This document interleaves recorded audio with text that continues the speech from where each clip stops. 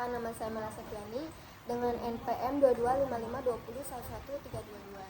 Pada video kali ini saya akan mewawancarai seseorang yang bekerja di bidang Production Planning Control yaitu PPC di dunia manufaktur di mata kuliah Professional Development dengan dosen pengampu saya yaitu Pak Jack Febrian di PhD di kampus Universitas Teknologi Bandung.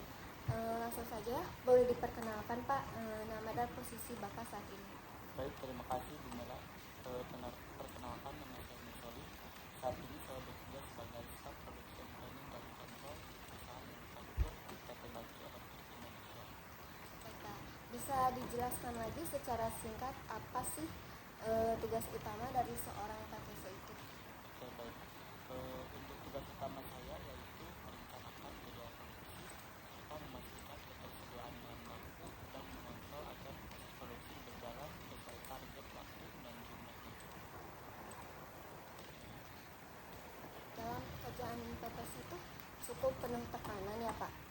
Bagaimana sih Bapak mengenali emosi diri sendiri Bapak? Biasanya itu saya menyadari ketika melihat hasil kerja terutama pada saat ada perubahan jadwal produksi mendadak disebabkan dari adanya tarikan atau perbedaan. Dari situ saya harus tahu, harus lebih kenal. Baik Pak. Bagaimana sih cara Bapak mengendalikan emosi pada saat menghadapi tekanan dari atasan atau dari produksi yang Bapak maksud tadi? Yang pertama itu ya pasti saya berusaha tetap berpikir logis ya dan tidak terbawa emosi, dan juga harus fokus mencari solusi bukan menyalahkan keadaan orang lain. Baiklah. Terus faktor apa saja sih yang biasanya mempengaruhi emosi di pekerjaan saat ini? Untuk faktornya sendiri itu biasanya itu karena misalkan ada deadline yang tepat, yang kedua itu mungkin dari adanya problem material atau juga dari miskomunikasi antar departemen seperti departemen produksi dan PR. Itu sih. Baiklah. Lanjut ya, apakah pekerjaan PPC ini tuh bisa menimbulkan stres gitu?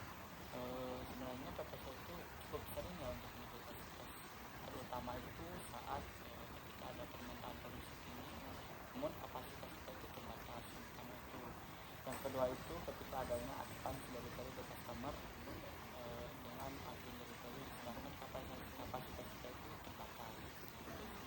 Oke, baiklah. Bagaimana sih Bapak mengetahui bahwa posisi Bapak itu sedang mengalami stres?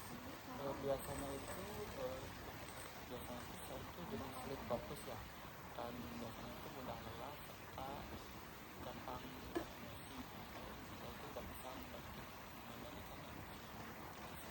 Baiklah. Apa sih yang biasanya Bapak lakukan ketika Bapak ini sedang mengalami stres?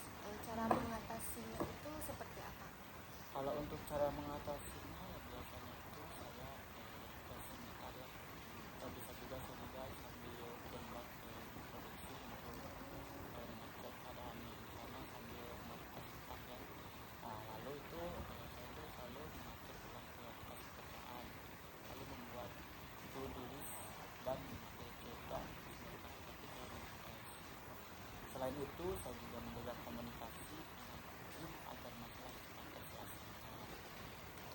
Baik Pak, bagaimana sih Bapak menetapkan tujuan dalam karir sebagai PPC ini? Saya menetapkan target meningkatkan efisiensi produksi dan jangka panjang itu seperti naik ke produksi sampai itu supervisor atau manajer. Apa sih langkah yang harus dilakukan untuk mencapai tujuan tersebut?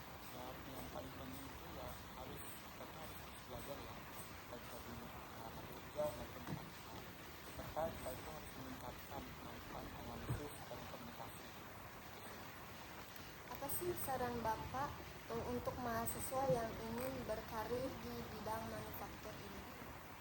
Saran saya itu yang pertama itu mungkin saya itu harus pelajari dasar-dasar dari manajemen produksi. Bisa biasakan harus membiasakan berpikir sistematis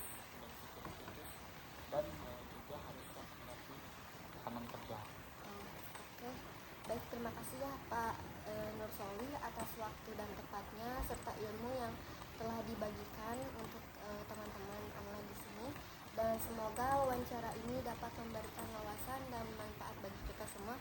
Wassalamualaikum warahmatullahi wabarakatuh.